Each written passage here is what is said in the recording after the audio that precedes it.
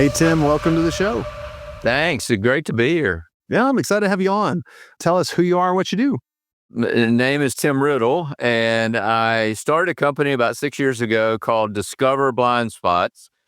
It's a marketing agency. Weird name, I know, but it was inspired by a book I wrote about 7 or 8 years ago called Blind Spots: What You Don't See Can Hurt You. And although that was not a marketing book, it was a book about how do you eliminate blind spots in your life to kind of be all that you can be.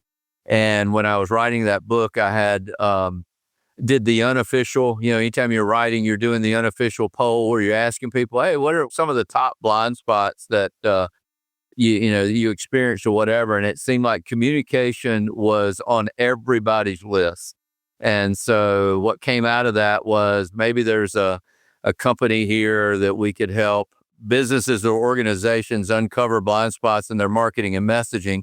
And then it quickly dovetailed into our work solely with financial advisors. Yeah.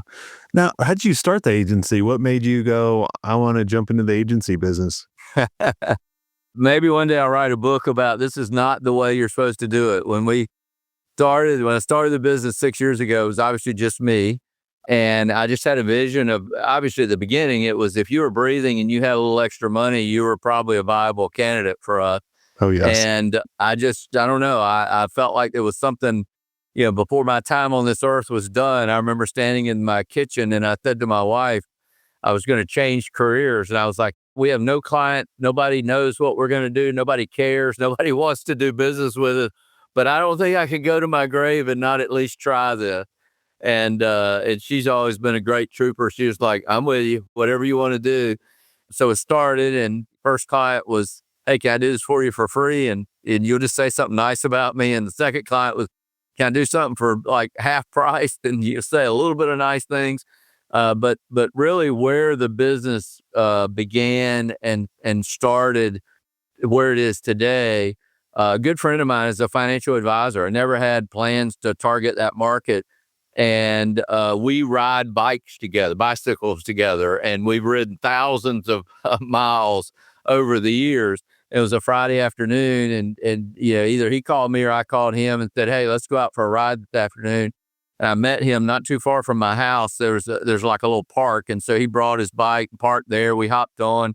We're doing the slow pedal thing at the beginning. How's your family? How's business? How things going? And I said to him, Jeff, how do you nurture relationships with your clients and potential prospects? And I remember like yesterday, he turned and looked at me like, what? Why are you asking me that? He said, I don't know. I take them to lunch or I meet with them. Send them a newsletter every once in a while. Yeah. And then I asked him a second question. I said, well, how many clients do you have in your database? Let's just start with that. And he said, probably about 350 or so. And then I asked this last, which I didn't realize it was going to be the proverbial question that launched everything, is I said, how many lunches did you have last year? And he smiled and said, not that many. Tell me more. And that's when I said to him, I said, well, I've got this idea. What if we could help you communicate to your audience, but using your voice, not canned content? So that it's authentically you, use video, written copy, a lot of that, a lot through email nurturing. And he said, I'm in if you can get it through compliance. And naively, at that time, I thought, well, that's not that hard. 11 months later, we were the first approved to work with Raymond James Independent Advisors. They're what they call their RJFS division. And that's really where it began. He was our very, very first client. That's awesome. That's great. So obviously the first client was free. Second client was kind of half off. So what was the price? Yeah, the first client was free, which actually wasn't a financial advisor, although Jeff was free too. Okay. And he made some introductions for us and that kind of thing. Prior to that, I think somebody like maybe $500 for a project. I laugh because every couple of guests I ask, what did they charge for their first client? And it's always $500. Mine was $500 too. I don't know why. Like, is 500 small enough, but not big enough? Yeah, it was $500. And then ironically, we had a couple of those. And again, this is before financial advisor side, but I connected with through a friend of a friend of a friend, a huge company in the Northeast that was a software IT security company. And somehow I got recommended, and I went in and met with their C-suite and helped them on their branding and their messaging. I was clueless. I mean, I was faking it until I could make it, kind of thing. But I stood in there and did it, and then they said, "Well, we want you to come back." Literally, they flew me back. They bring a car to the airport to pick me up, and I'm like, "What in the world?" And then they're like, "I think we want to keep working, so can you pull together like a monthly retainer?" And I don't know what brought the nerve on, but I was like, "Yeah, I can do that." And so that price was like $5,000 a month, which was like a gazillion dollars to me, kind of thing. And they signed like a 6-month contract. And this, I think, happens with a lot of companies. They probably used me 2% of the time. Like I was like, "Hey, don't you need something?" No, yeah, we're gonna get to you. We're gonna get to you. But sometimes those companies, it's like they just want the comfort of knowing you're available, even if you're not doing a lot of work for them.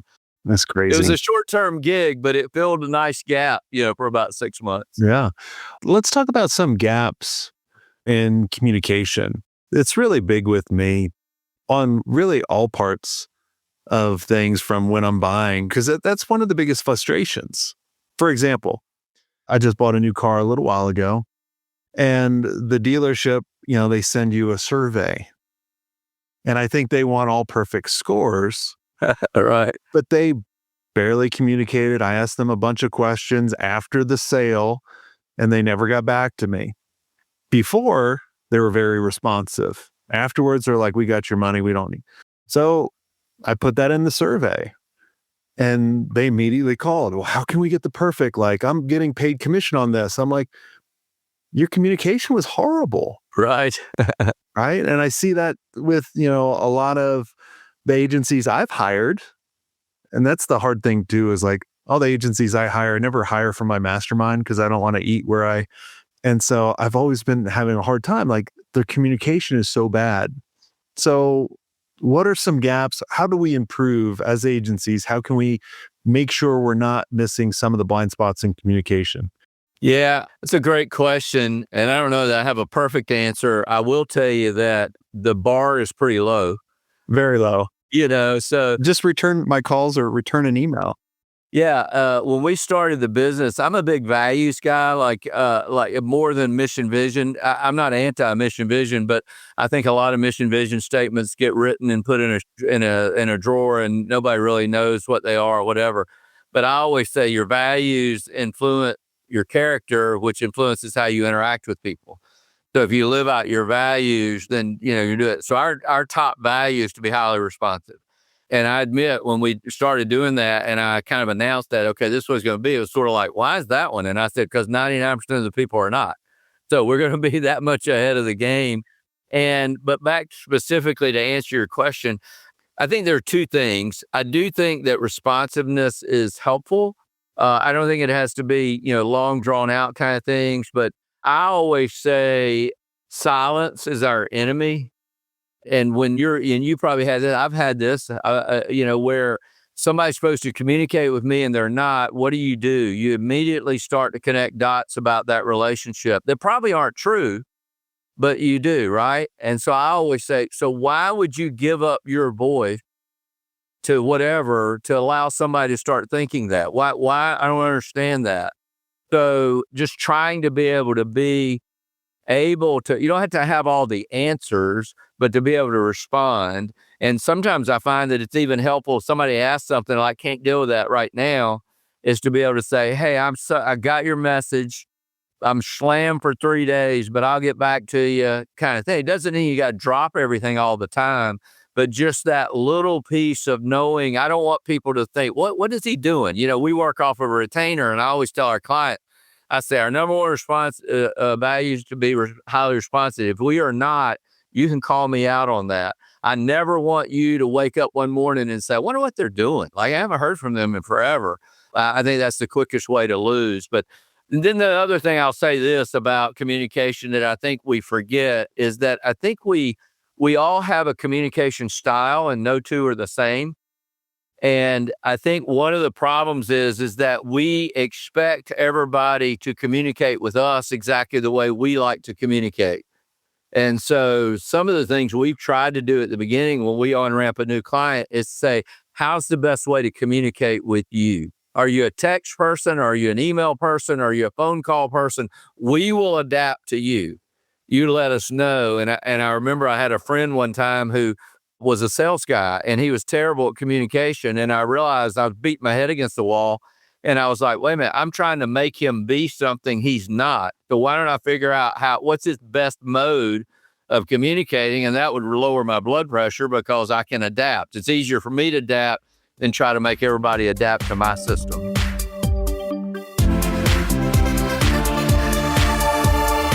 Hi there, agency owners. Let me ask you, are you ready to scale your agency without increasing your overhead costs? If yes, then you need to know about E2M Solutions. Now, E2M is the #1 most reliable white label partner for agencies. They specialize in web design, WordPress development, e-commerce, SEO, and content writing. They basically do all the heavy lifting, which frees you up to focus on growing your agency. Now, here's the best part. E2M's just not another vendor. With over 10 years of experience, their team of over 300 experts has a track record of delivering for more than 300 agencies. They're your strategic partner. They deliver on time every time, so you can focus on what you do best. Now, E2M's mission is simple: to help 500 agencies increase their revenue and profit margins with white label services that actually work. And to help you get started, they're offering a special deal, 10% off for the first 3 months, but act fast because it's only a limited time offer. So head over to e2msolutions.com/smartagency to check out their transparent and their flexible pricing. Trust me, if you're ready to grow without burning out, E2M's the partner you've been looking for. That's e2msolutions.com/smartagency. Go check them out and tell them Jason Swank sent you.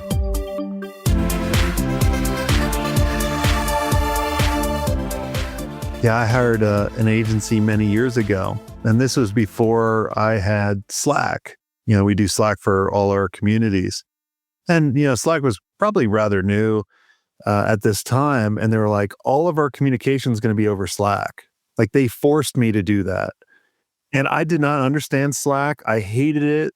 So I couldn't communicate. So every time I had to ask a question or answer a question, I had to go on this platform that I had anxiety on, that I hated, versus if we were working with you, it'd be like, hey, I just like a phone call. I'm not going to keep you on the phone for a half hour. If I have a question, I just want it answered in 2 minutes. And then I'll be like, cool. Thanks, Tim. Bye. People just don't understand that. I had Joey Coleman on the show a couple years ago, and he spoke at one of our events. And he talked about the first 100 days are so important. And asking how you want to be communicated in the onboarding is so important, because what clients are thinking when you're celebrating, clients are automatically going into buyer's remorse. Did I make the right decision? Did I make the wrong decision? And for example, if an agency, I'm waiting for an agency to respond to me today on doing some ads for us because they said they'd have the plan. I don't have the plan yet. So if I don't get the plan today, I'd be like, well, great. They've already broken a promise. And it gets pretty stressful. So it's very simple. And as owners, we're all owners listening, we got to make sure, and I'm glad you said that's part of your core values. It's not like your company's core values, it's yours that are translated to everyone else's. So you should be evaluating all of your employees going, if responsiveness, which that's one of ours too, I always tell our community, if you ask me a question and you don't hear back from me in a day, I'm either dead or I didn't see it. So hit me up again, right? Because I cannot stand that. Yeah, no, I agree. I totally agree. I think a lot of it is really common sense kind of stuff. And I'm kind of a big disc kind of, personality. I'm not I've taken probably every personality inventory, I kind of find those intriguing, but the disc stuff I kind of like because it doesn't say, oh, you're just this, or you're a combination of all those. And once you start doing it, you start to identify, oh, you're a high D. All right. So what does that mean? That means that I don't want to give you the 82-page document that has all the minor detail. But, oh, you're a high C. Well, you're that compliance kind of thing. I don't want to give you the bullets of here's the 4 things and that's it, kind of thing. So that's in the same vein of trying to adapt, what's their style of receiving communication? Well, how much extra effort does it take me to just put it in that style and I get to the finish line quicker than me beating my head against the wall, frustrated that we're going back and forth because we're just not communicating in the right way. Yeah, if you send me an 80-page report, oh my gosh, I'm literally going to be like, no. I'll probably try to put it in ChatGPT and be like, summarize it. Yeah. And then I'd probably still be bored by it. Yeah. Versus you just go jump on a phone and be like, all right, hey, we're doing this. This is what we're questionable. I'm like, yeah, go for it. Yeah, and those cues are not that, you can ask people that, but those cues are not that hard when you start to think that way. Even if I didn't ask you what's the best way to communicate, if you just pay attention, that's a little bit of our blind spot thing, this whole awareness thing. If you just pay attention, you pretty much can quickly figure out how somebody wants to be communicated to. If I send you 3 emails and you don't respond to anything, like you don't even say, got it, whatever, I'm pretty much know you're not an email person. And it's not like there's 82 different things, it's either email, text, phone, or maybe social media, DM kind of deal. But, usually you can round it out. You can kind of narrow it down by just being aware of the person you're talking to. Well, I think too, if we all start looking at what are the biggest frustrations in our industry that clients have. And I chat about this brand a lot on the podcast because I just like how they're reinventing everything. The Savannah Bananas. Oh, yeah, absolutely. Right? Yep. What they're doing, they just go, what are all the frustrations around this? And then how do we eliminate them? And if we just started asking our team members, our leaders, asking ourselves, even asking our clients, what is your biggest frustration with this? And then see about how can we eliminate that? Oh my gosh.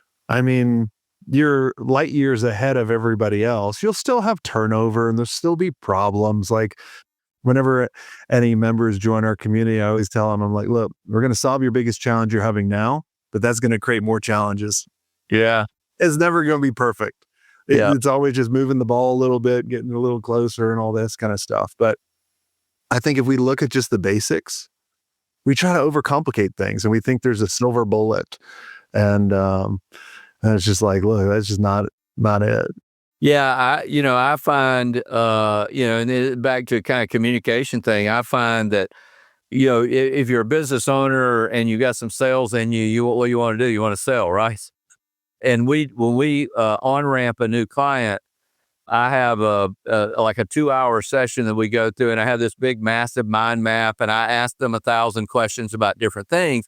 So I try to do as little talking as I can, but I have an agenda, right? So in other words, we're going to do this, and then we walk out of that with okay, here's our next 90-day action plan, because we don't want to be, kind of staring at each other's navels, 90 days from now, not getting anywhere. But recently, what I've started doing is when I get ready to do that, I start by saying, hey, let me just take a minute, and why don't you just tell me a little bit of your story? And just tell me a little bit about you. And so they start talking, and I found that makes the whole 2 hours go, I don't know. It just seems like it's kind of smooths things out. They get more relaxed. They don't feel like they're having to be put in a corner and forced to answer a question a certain way. It's just like, no rule. Tell me a little bit of your story. And sometimes they'll do it in 5 minutes, and sometimes they'll do it in 30 minutes. And I just kind of let it go. But it just smooths the conversation point from that point forward. Well, I think the reason why that works is people want to be heard and they don't want to be talking to. And too many agencies, they don't listen. They don't ask the right questions, and they just go this.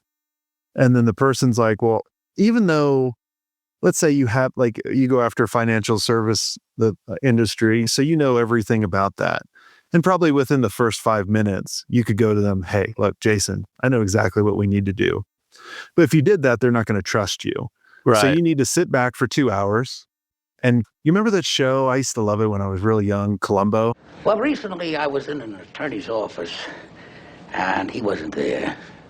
And it turns out that the secretary was in a ladies' room, so I took advantage of this moment of privacy to go into his inner office and go through his wastepaper basket. Oh, yeah. He always knew the answers, but he'd always act dumb and he'd ask the questions. I always learn when I watched that, I learned from him. I'm like, but he already knows the answer. He just needs to help them come up with it. And that's kind of always been my process of going, look, I can look at your agency in 5 minutes and tell you exactly what you need to go do. There's not like of all the things, but I need to sit back for a while, let you tell the story because you're the superstar. And if I'm the superstar that makes you Robin, no one wants to wear those ugly green tights. Yeah, that's right. We have a client that we work with, and he's had some tremendous success and works hard. I mean, works hard. We were fortunate. We've been working with him for about 3 years, and I think we've had a little bit to do with what he's done, but he's a hard worker himself. I always say we're not a magic bullet. It's usually a combination of a whole bunch of things go right, but we can be a part of that cog in that wheel. But I asked him one time and I said, his name is Chad. I said, Chad, what's the secret to your success? And he said, Tim, he's financial services, right? He said, 90% of what I do, everybody else does the exact same thing. He said, but that's why I focus on the 10% that makes us different. And I love that. And you know what his 10% is? And I wrote about this in the book, but his 10% is, and I was in his office. It's the elderly gentleman who walked into his office and said, hey, Chad, I bought a brand new car. It's got all this technology and I don't know how to use it. Would you walk out and show me how to do that? And I said, Chad's not a car expert, but his client thinks he is. And it's the couple that was sitting at his desk and they were like, hey, Chad, we're thinking about taking a dream vacation, kind of thing. And where do you think we should go? And he sat there with them and, well, have you ever been here? Or have you ever done that? And, and I said, he's not a travel agent, but his clients think he is. And that relational piece is part of that 10% of what he does. And he'll say, and then this other one was great. There was an elderly gentleman who was sitting in a chair and we were shooting some content while we were there. And when he finished, he got up and he started to walk out. I thought he was leaving. And I looked at him. I said, hey, it was nice to meet you. I hope maybe we'll get a chance to meet again. And he said, oh, I'm not leaving. I'm going around the corner. And I thought, he's going to the bathroom, kind of thing. And he walked out and Chad looked at me. He goes, no, this is a tradition. I said, what do you mean? He said, well, every time a client leaves, they walk out of this conference room and they go around the corner and there's a front office with a window opening. That's not a window, but it's cut open. And he said, our two ladies who are part of the team that sit up there, they know as soon as they walk around the corner, they stop everything they're doing and they come to that window and they love on them for about 10 or 15 minutes. And he said, and then they leave, but it's like, that's our tradition. We got to go around and spend time. He said, that's our 10%. Yeah. He's financial services and nothing of what he just said has anything to do with that. But I love his heart on that. Yeah. Well, I mean, you just got to care about people, especially in the professional service. If you're going after lawyers, what makes them tick? Like, what are they trying to get? You just got to focus on them and not focus on you and it will all come back. Well, Tim, this has all been a lot of fun and I enjoyed hanging out with you.